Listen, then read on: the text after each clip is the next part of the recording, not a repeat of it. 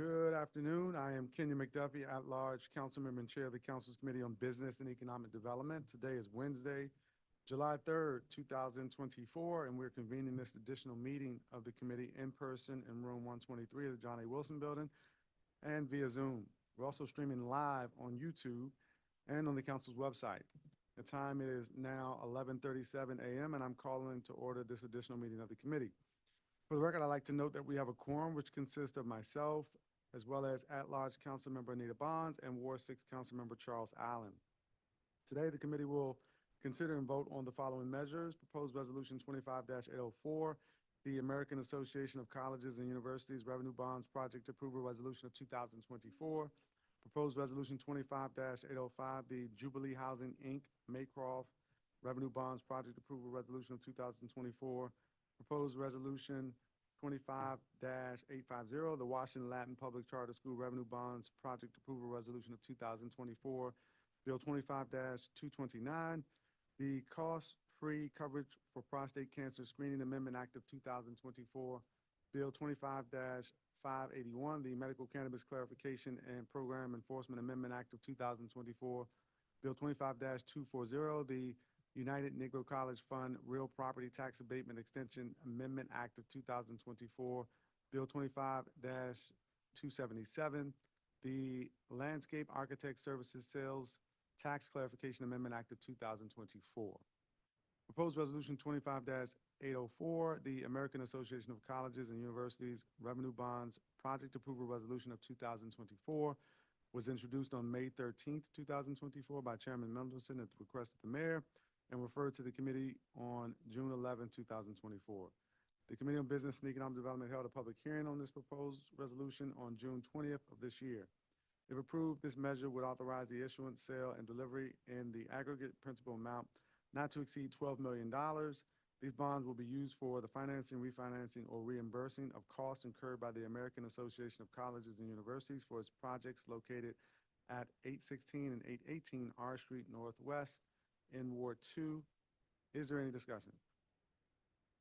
Hearing that, I move the draft committee report in print with leave for staff to make technical, editorial, and conforming changes. All those in favor, please signify by saying aye. Aye. Aye. Any opposed? The ayes have it unanimously. Of the members present and voting, the measure is approved.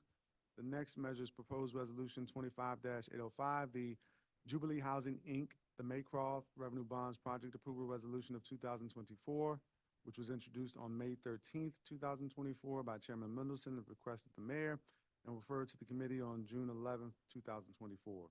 The Committee on Business and Economic Development held a public hearing on this proposed resolution on June 20th of this year.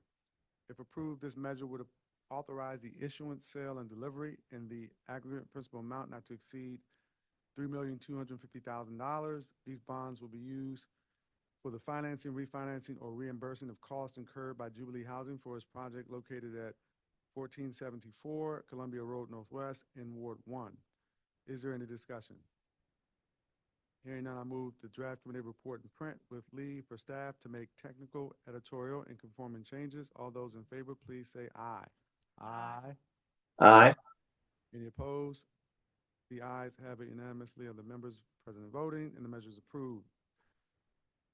Proposed resolution 25-850, the Washington Latin Public Charter School Revenue Bonds Project Approval Resolution of 2024, was introduced on June 6, 2024 by Chairman Mendelson at the request of the mayor and referred to the Committee on Business and Economic Development on June 11, 2024. The committee held a public hearing on this proposed resolution on June 20th of this year. If approved, this measure would authorize the issuance, sale, and delivery and an aggregate principal amount not to exceed $55 million. These bonds would be used to refinance Washington Latin Public Charter School's 2021 bonds and for the financing of the development of the school's second campus at 4301 Harewood Road Northeast. Is there any discussion? Hearing none, I move the draft committee report in print with leave for staff to make technical, editorial, and conforming changes. All those in favor, please say aye. Aye. Aye. Any opposed? The ayes have it, and the measure is approved. Bill 25-229, the Cost-Free Coverage for Prostate Cancer Screening Amendment Act of 2024, was introduced by Councilmember Charles Allen, and several colleagues on March 20th, 2023. The bill was referred to the Committee on Business and Economic Development on April 4th, 2023, and the committee held a public hearing on the bill on September 28th, 2023.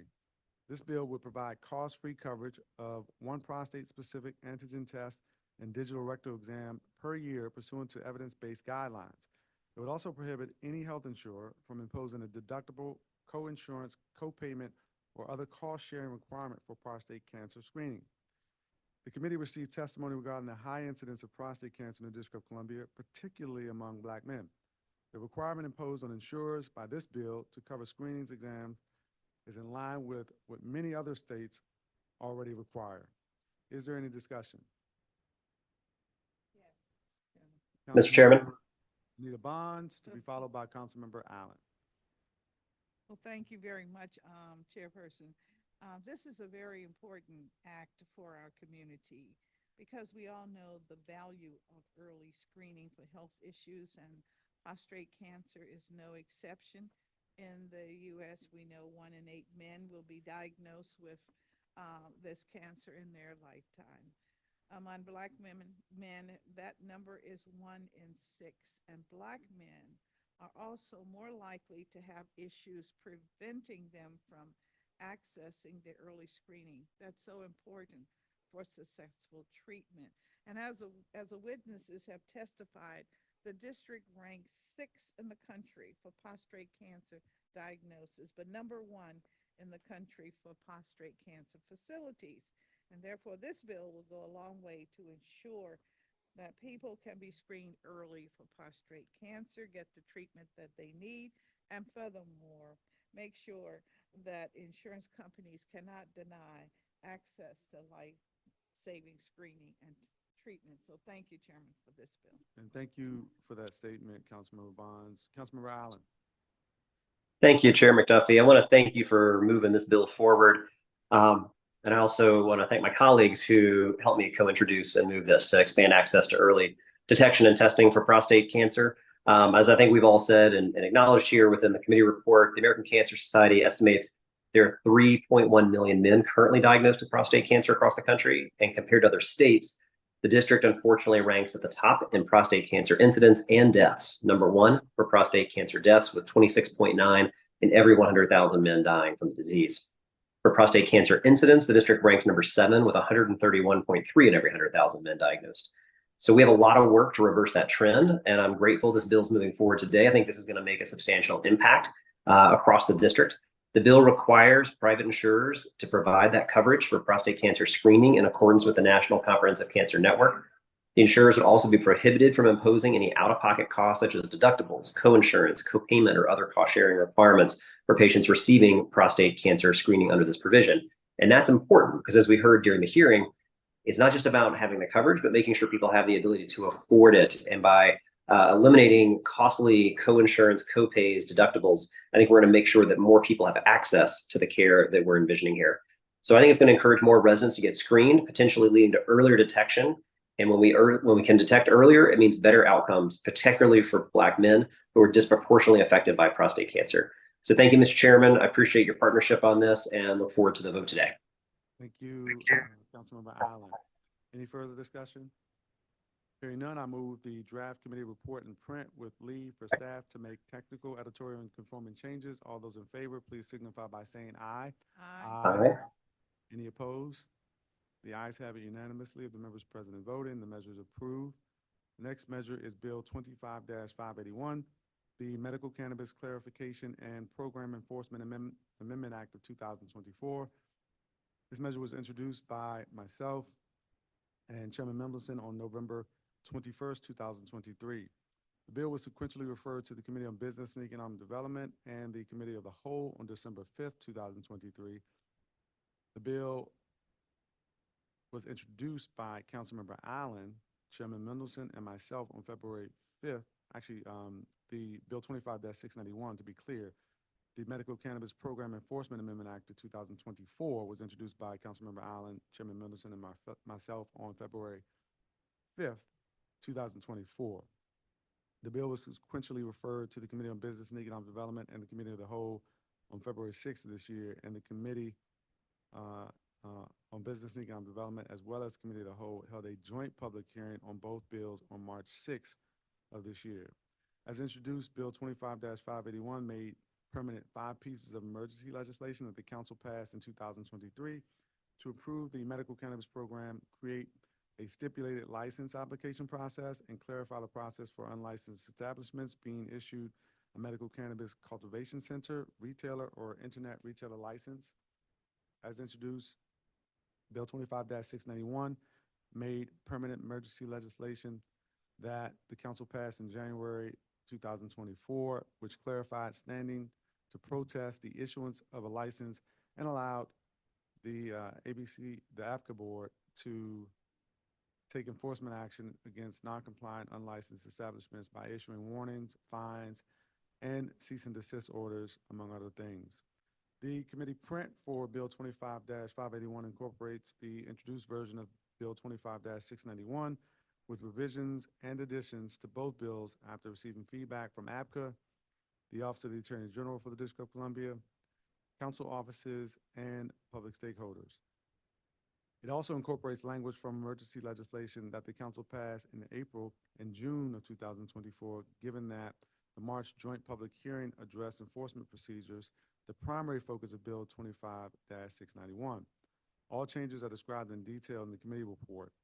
Of note, the committee print allows any unlicensed establishment that applied for a license during the 90-day open application period and is located within 300 feet of a preschool, primary or secondary school, or recreation center to change their location within 180 calendar days.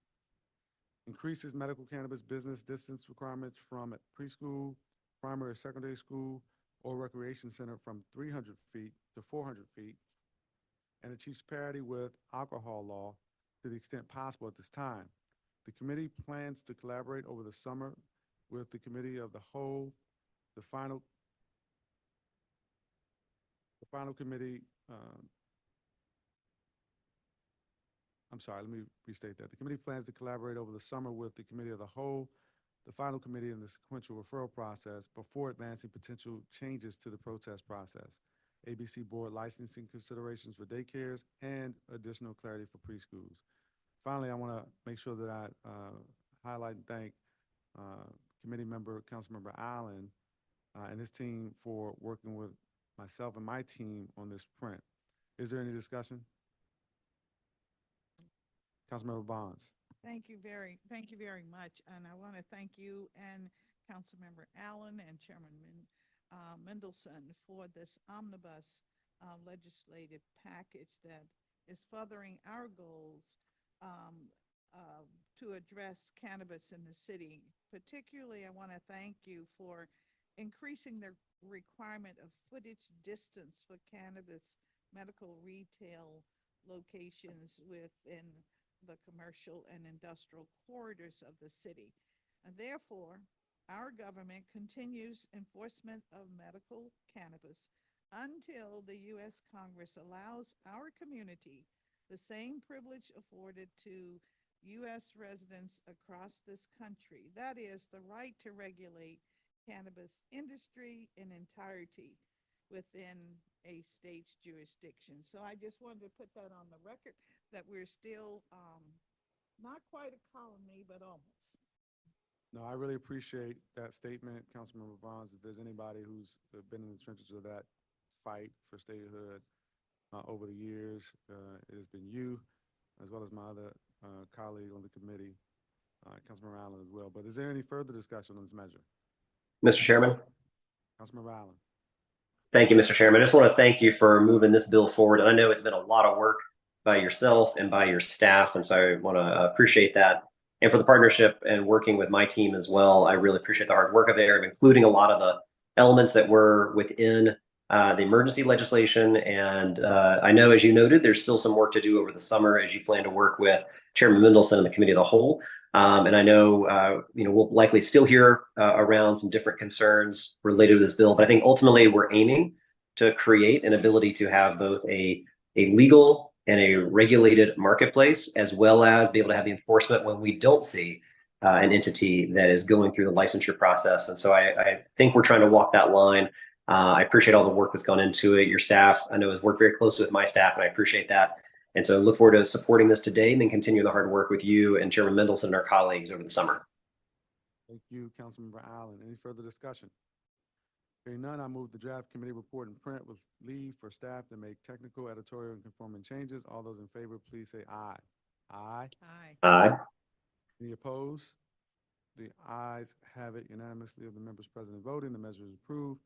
The next measure is Bill 25-240, the United Negro College Fund Real Property Tax Abatement Extension Amendment Act of 2024, which was introduced by Councilmember Brianne Nadeau on April 3rd, 2023, and referred to the committee on April 4th. The committee held a public hearing on the bill on January 24th, 2024. As introduced, Bill 25-240 would provide an abatement of real property taxes on real property owned by the United Negro College Fund. The committee heard from numerous stakeholders, the scholarships and educational support that UNCF funds and provides disadvantaged students to attend college, vitally essential. A prior 10-year tax abatement expired in 2022, and council funded this bill in the fiscal year 2025 Local Budget Act just last month. Is there any discussion? Hearing none, I move the draft committee report in print with leave for staff to make technical, editorial, and conforming changes. All those in favor, please say aye. Aye. Any opposed? The ayes have it, and the measure is approved. The final measure on the agenda is Bill 25-277, the Landscape Architect Services Sales Tax Clarification Amendment Act of 2024, which was introduced by Councilmember Charles Allen with Councilmembers Matt Fruman and Robert White on April 27, 2023. The bill was referred to the Committee on Business and Economic Development on May 2nd, 2023, and the committee held a public hearing on the bill on January 24th of this year. Bill 25-277 exempts from district sales tax landscape architect services performed by a landscape architect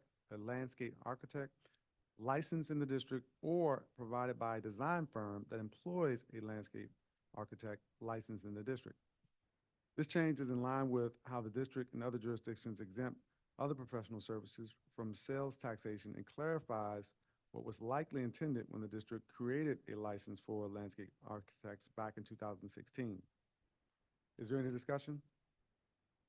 Hearing none, I move the draft committee report in print with leave for staff to make technical, editorial, and conforming changes. All those in favor, please signify by saying aye. Aye. Any opposed? The ayes have it unanimously of the members present and voting, and the measure is approved. This concludes the additional meeting of the Committee on Business and Economic Development. The time is now 11:54 a.m., and this meeting is adjourned. Thank you. Thank you.